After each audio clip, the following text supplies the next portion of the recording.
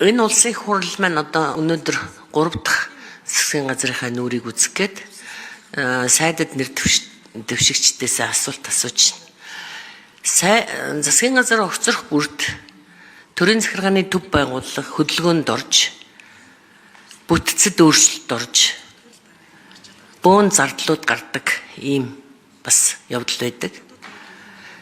Одоо өнөөдөр энэ сайдад нэр дэвшиж байгаа гишүүдийн дунд одоо соёлын сайд нэр дэвшиж байгаа манай номин гишүүний хувьд би хэлэх гэдэг л та. Одоо манай нэр дэвшигч маань байна уу? Зална жуулганы танхимд. За номин сайдын хувьд хууль зүйн сайд энх хоёрын удаа дараагийн мэдээлэлээр соёлын сайд байхдаа зориултын бусаар оюу толгоогоос авсан 20 сая Америк долларын тодорхой дүнг хоёрхан гишүүнтэй гадаад компани руу мөнгө шилжүүлсэн гэсэн энэ одоо шууган бол өнөөдөр хүртэл тасрахгүй л байгаа.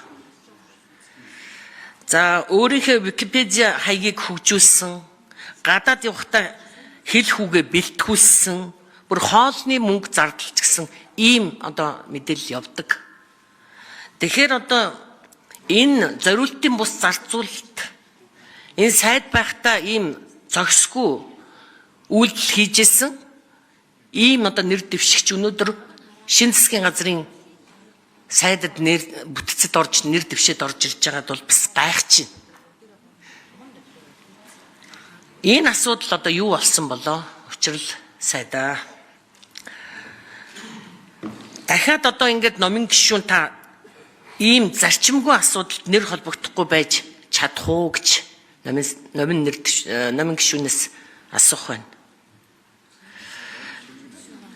За ер нь тэгээд учрал ерөнхий сайд танд нэр цэвэр асуудалд холбогдоогүй ийм гишүүн сайд байгаагүй юм уу? Ийм байдлаар ингээд явхад таны энэ иргэдийн итгэл сэргэж шудраг ёс хангагдж байгаа байж чадж байгаа юм уу? Хангагдж гэнэ гэж үзэж байна уу?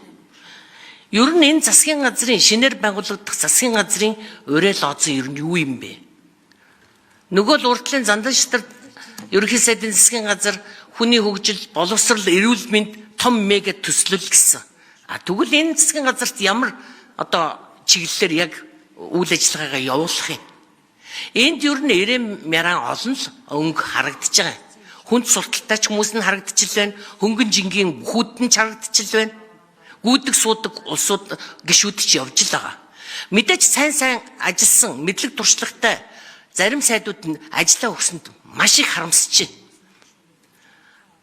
Зарим нь одоо өвлүүлээд өмчлүүлээд өгсөн юм шиг сууж байгаа тийм суумал сайдууд нь ч байна. Магадгүй сайн ажиллахыг үгүйсэхгүй. Гэхдээ энэ сайдын судал бол менежер бэлтгэдэг талбар биш. Мэргэжсэн хүний ажилд очиж ажилладаг, мэргэжлийн туршлагатай хүний л очиж ажиллах энэ талбар байгаа шүү дээ. Жишээ нь одоо дарханлуу хүн сүдээчхэн яамыг нүүлгээд богино хугацаанд хөдөлгөөн хийсэн жин хөл сайдын гавьяа юу гай юу одоо бид дүгнэхт үнэхээр чадахгүй байна л да. Дараагийн сайдын ажиллаад бас л хэдхэн сар болол унтсан. Хаврын тариалд өчнөө олон аж ахуй хөдөөжхөн орон. Хаврын эд ажил тариалалт үр тарианы энэ цаг ноос ноолор бүх юм ингээд хөдөлсөн аж ахуй ажлын цаг дээр завсрын бүс дээр ингээд засгийн газар огцрол сайдууд нь ингээд бүр эрэлд гараад бүгд ингээд хөдөлгөөнд орцсон ороо босгоо ордны амьдрал гадаа амьдрал маш хүнд даадавшгүй ачаа үрсэн энэ татвар төлөгчдийг өнөөдөр хайрлах инэрх хүмүүс энэ танхимд юу хэд байд юм бол авилгал хэл хахуул энэ амар сүлжээ хулгайчд нүүрсний хулгайчд баахан сошиалор ард түмний тархийг оюуныг бүр гимтээгээд бэртээгээд өтчүүлээд өмхөрүүлээд тавьдсан. Гэтэл өнөөдөр аль нь үнэн аль нь худлаа гэдэг нь ерөөсөө мэддэхгүй байгаа. Энэ тал дээр өнөөдөр хууль зүйн сайд одоо яаж ажиллах юм? Энэ хоёр сайдд бол үнэхээр би талархалтай ханддаг. Тэгэхээр одоо энэ засгийн газар үнэхээр одоо яг ямар чиглэлээр үйл ажиллагаагаа явуулж доктортой байх юм уу?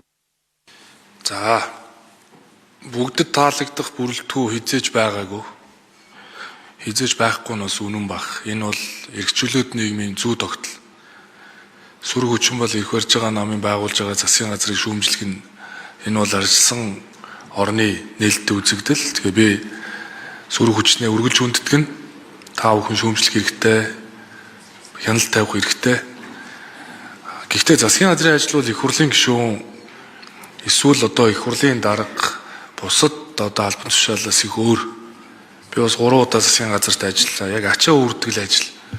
Та гал усан дундуур орж төмөө олныхоо дунд шүүлэгдэг, одоо элдв янзаар хилүүлдэг, түүнийг дааж гардаг хэдий ч улс орны амьдрал цаг минутаар хэмжигддэг учраас цаг минутаар тэр ачааг дааж гардаг ажил.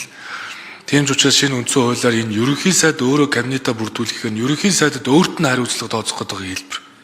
Тэр хүн одоо хоолоо хинээр хийлгэхийн, цайгаа хинээр чануулахын, ачаагаа хинээр үргүүлэх юм бэ гэдгийг өөрөө сонгоод за би энэ багаар энэ үр дүнд хүрэх юм байна гэж сонгодог учраас энэ эрхийг өгсөн. Тийм ч учраас би энэ удаа цахим хөгжлийн сайдаар номын сайдыг бол томилохоор танилцуулж байгаа. Бид бол хамтдаа засагт ажиллаж байсан. Над бол үр дүн чухал.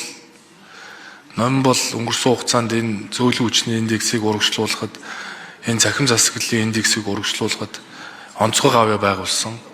Над болж байгаа ажил хийдэг хүн л хэрэгтэй. Яг үүнд. Танаас биш би нэг ард түмдийн гой сайхан нар дандаа дуудулдаг гэд би нэг одоо бүх хотын чуулган гэдэг шиг сайд нар оруулж ирнэ. Тэгээ би одоо тэднэрт ажил заах гэж өөрөө төрсөөр байгаа тэгээд амжилтгүй болно. Тийм учраас өмнө нь сайд байсан, аймаг орон нутаг удирдах исэн, үр дүн гаргаж байсан. Ийм л хүмүүсийг аваад л одоо ингээл маргааш анхныхаа хурлыг хий.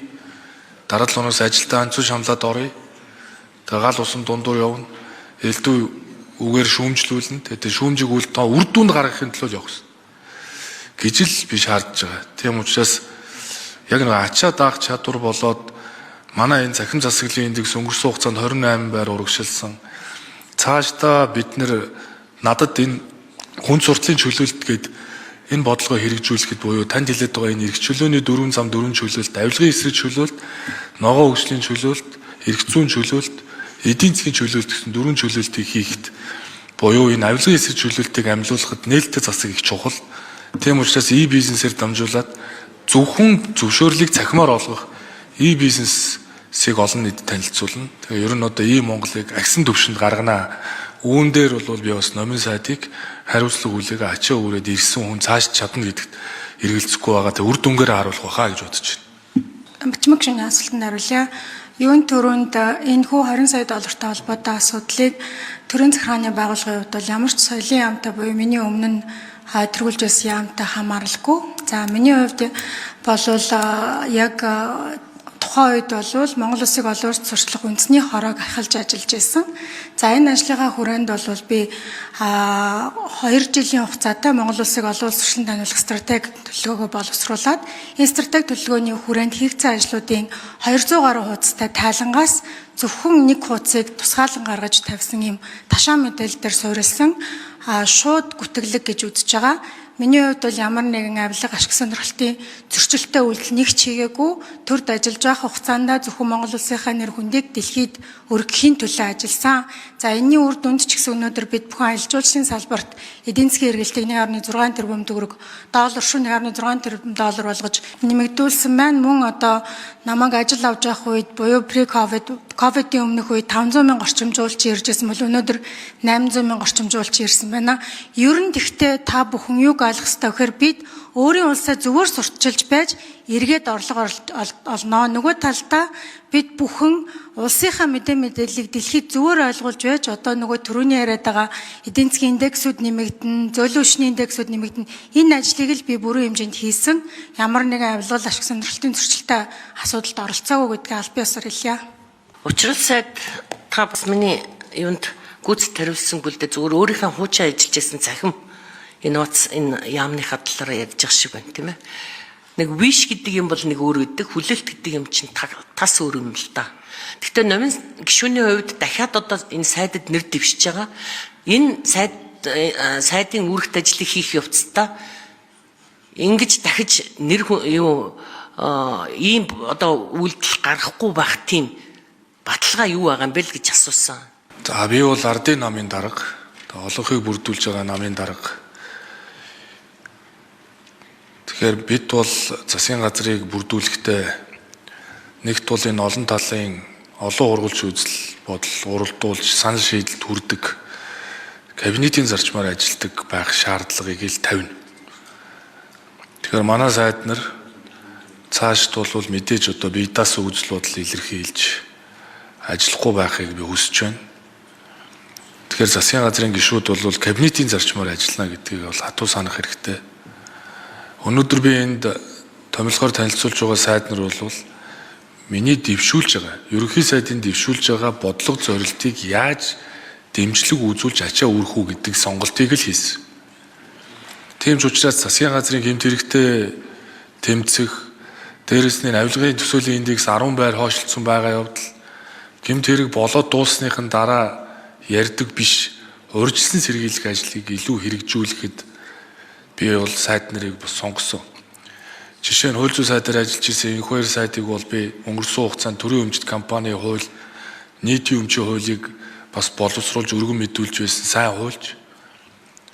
Тийм учраас энэ төрийн өмчт компаниуд дээр олборлох салбарын ил тод байдал дээр энэ авилгын индекс дээр дээрээс нь засгийн газрын хууль шийдвэрүүд хууль зөрчихгүй байх дээр илүү анхаарч ажилласаа. Боддоор авилгын индексийг бууруулаас. Дахиад энэ авилгатай холбоотой асуудал дахиж битгий гараас. Тийм учраас би одоо баруун гартаа одоо дэрэгдээ авчир томиллолт. Хууль зүйн дотоод хэргийн сайд бол амар сайхан сайд бол Америкт өөрөө энэ бизнес эрх зүйгээр төгссөн. Тэгэхээр миний хүсэж байгаа зүйл бол хувийн эрх зүйн шинжил.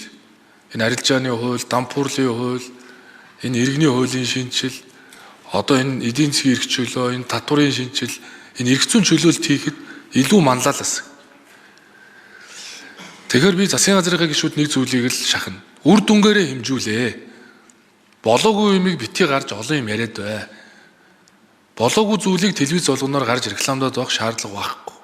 Үр дүнгээрээ хэмжүүл.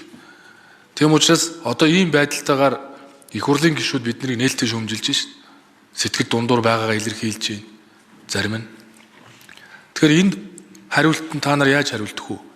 Үр дүнгээрээ л үнэлгээ өгнө. Тэгэхээр үр дүнгээрээ, гүйцэтгэлээрээ илүү үнэлсэн тийм ажил хэрэгж хариуцлагатай ийм одоо засгийн газрыг л одоо бүрдүүлж ажиллахыг би эрхэмлэнэ гэдгээ бас хэлье. Миний одоо мэдээж зарчим энэ байна л гэдгийг хэлье.